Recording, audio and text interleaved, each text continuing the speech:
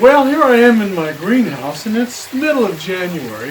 As you can see, I still haven't cleaned up a lot of things that I should clean up. But if you've been following a little bit on my past adventures, I've done a lot of things where things went really well and a lot of things went really badly. And I think over the period of time that I've done this, I've learned some things. I've learned what works, and I've learned what doesn't work. So this year, what I want to do with this greenhouse is to see how much produce I can produce using some of the stuff I have learned.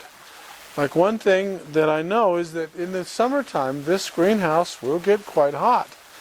But early spring, late fall, it cools down, and there are crops that grow under those three different environments, or two different environments, grow quite well, and some that don't.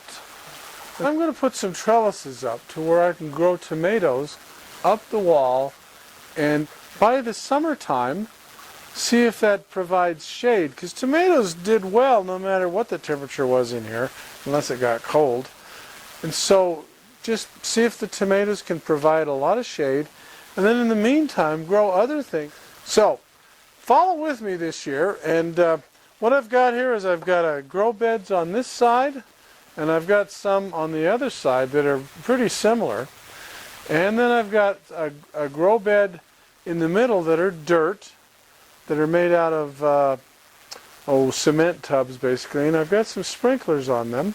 And then I've got a grow pipe in here that I can use to plant various things.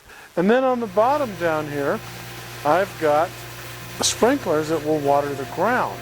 I've got a fish pond in the corner, and there's about 500 or 600 gallons of water in there. And there are goldfish in there, lots of them. And so that goldfish water circulates through these grow beds and the other grow beds on the other side. And then I take that goldfish water and I water the plants with it that are in dirt environments. It's all organic. And I know what went in this food, and I know what didn't go in the food either.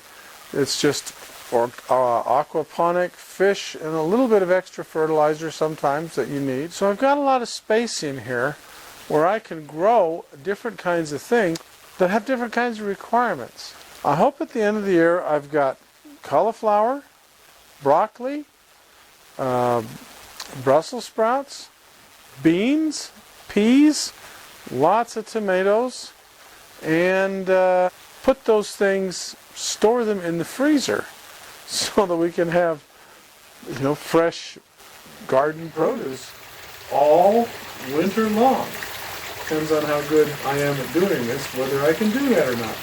So why don't you follow along with me if you feel like it, and we'll see what we can do here together.